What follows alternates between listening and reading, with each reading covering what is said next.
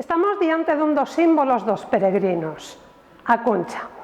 Aí temos nunha vitrina unha cuncha que pode parecer un obxecto cotiá, mas sabemos que en concreto ese non é un obxecto cotiá. Por que? Pois mira, por unha banda, porque aparece ao lado dunha tumba nada menos que do século XII. Mas por outra, porque técnicamente vemos que ten dous furados que dá conta de que foi un elemento que levou pendurado alguén. Os peregrinos adoitaban levar pendurado da súa roupa as cunchas.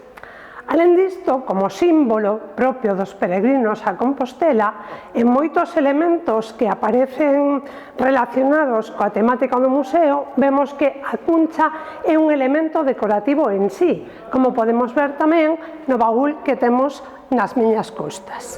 Por outra banda, e non moito menos importante, a cuncha deu conta de que nalgún momento houbo un gremio que se dedicaba á venda de cunchas, que tiña esa concesión, e na cidade temos na topografía pois unha zona que segue sendo a zona dos concheiros, quer dicir, onde estaban asentados os vendedores das cunchas.